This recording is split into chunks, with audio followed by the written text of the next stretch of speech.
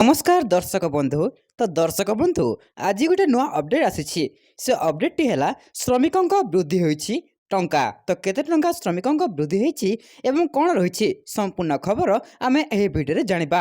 मु आपनको डिटेल सह मु आपनको न्यूज सह देखिकी देखाई दउछि। तो देखि पारुथिबे दर्शक बंधु मु आपनको देखाई दउछि। बढ़िला मजूरी श्रमिकों को भेटी पुणे मुख्यमंत्री बड़ घोषणा। बढ़िला सर्वनिम्न मजूरी मिलिबो एतिकी टंका। तो केते कौन बढ़िला एवं कौन रही संपूर्ण खबर देखि पारुथिबे। पुणे सरकार बड़ भेटी एमानुको मिलिला खुशी खबर। बढ़िला सर्वनिम्न मजूरी।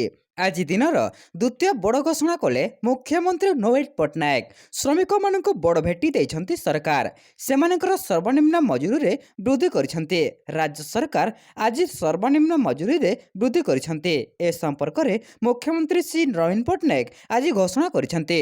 सरकारक एही घोषणा परे खुशी हो जाइछंती श्रमिक श्रेणी। चारोटी वर्ग यथा अणकुशली, अर्धकुशली ଓ ଅତ୍ୟନ୍ତ କୁଶଳୀ ଶ୍ରମିକ ଏହି ନିଷ୍ପତ୍ତି ଦ୍ୱାରା ଉପକୃତ ହେବେ। ମୁଖ୍ୟମନ୍ତ୍ରୀଙ୍କ ଏହି ନିଷ୍ପତ୍ତି ଦ୍ୱାରା ରାଜ୍ୟର ସରକାରୀ ଓ ବେସରକାରୀ କ୍ଷେତ୍ରରେ କାମ କରୁଥିବା ଲକ୍ଷ ଲକ୍ଷ ଶ୍ରମିକ ଉପକାର ପାଇବେ। ତେବେ କେତେ କ'ଣ ରହିଛି ଦେଖନ୍ତୁ।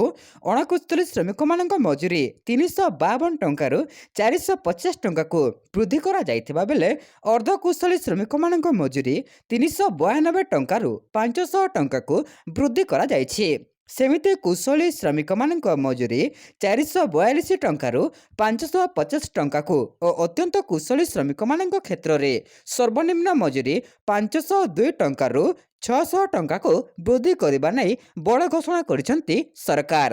ଆଜି ସକାଳେ କର୍ମଚାରୀଙ୍କ ଡିଏ ବୃଦ୍ଧି ନେଇ ନବୀନ ସରକାର ବଡ଼ ଘୋଷଣା କରିଥିଲେ। କର୍ମଚାରୀଙ୍କ ମହଙ୍ଗା ଭତ୍ତା 4% ବୃଦ୍ଧି ହୋଇଛି।